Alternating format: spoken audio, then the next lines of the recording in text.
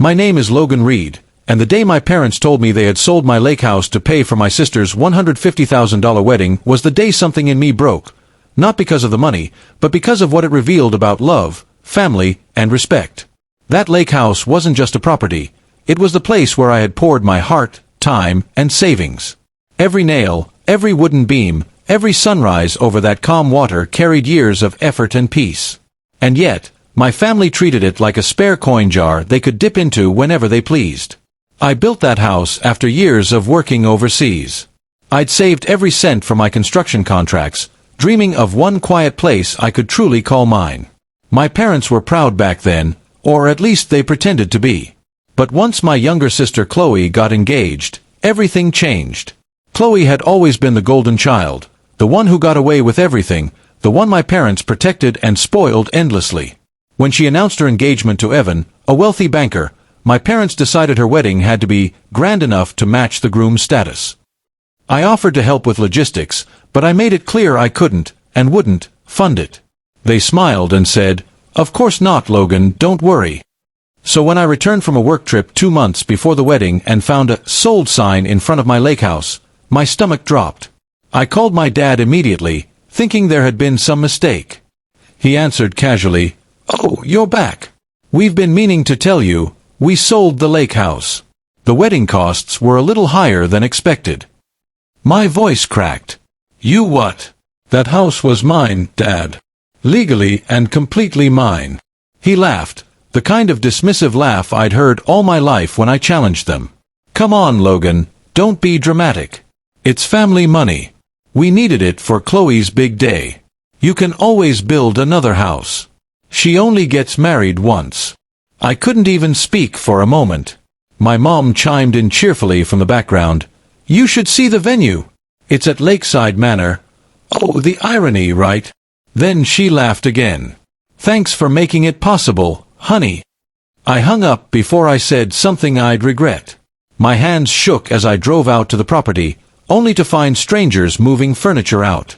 The new owner, a kind older couple, told me gently that they had purchased it from Mr. and Mrs. Reed 2 weeks ago. My parents had forged my signature, using an old power of attorney I'd once granted them years ago when I was working abroad. For days, I felt hollow. They hadn't just taken something valuable, they'd taken something sacred. Still, I didn't confront them right away. I waited until the wedding day. The ceremony was everything they dreamed of: towering flower arches, champagne fountains, a string quartet, and guests dressed like royalty. I walked in, dressed in a simple suit, ignored by most of the crowd. My parents were beaming, taking photos with Chloe, who looked stunning but uneasy when she saw me. "Logan!" my mom exclaimed, hugging me as if nothing had happened. "We were just talking about you. Everyone loved your lake house photos. Such a shame it's gone, but totally worth it." I forced a smile. "Totally," I said quietly. During the dinner, the microphone passed around for toasts. My dad gave a loud, cheerful speech, boasting about family sacrifice and unity. "We're a family that supports each other no matter what," he said proudly. My mother clapped, Chloe smiled nervously, and the guests applauded. When he sat down, I stood up. "May I say a few words?" My parents nodded, confident. I walked to the microphone and looked around the room.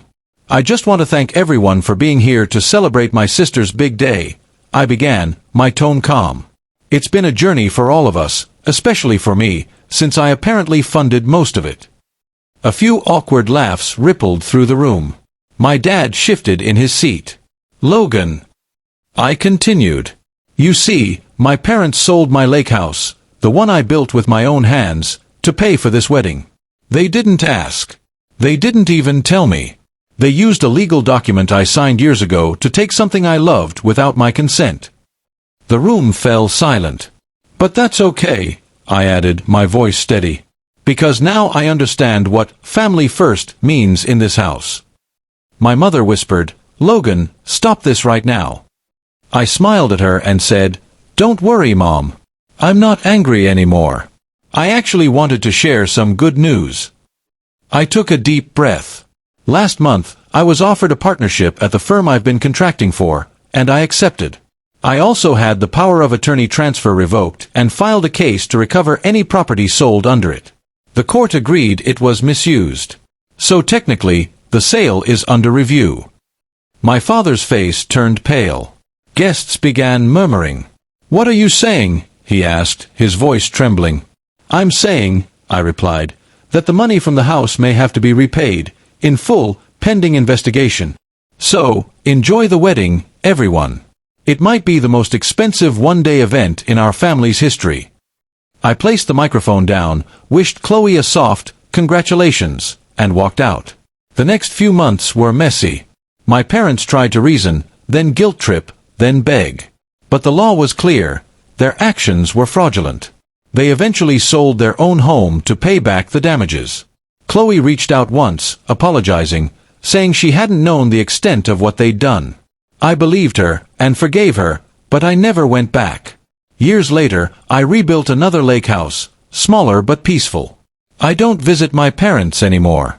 But every morning when I sit on the porch, watching the water ripple under the sunrise, I remember that painful lesson. Sometimes family love has conditions, until you learn to remove them. They once laughed and said, "Thanks for making it possible." Now I smile and whisper to myself, "Thanks for making me stronger."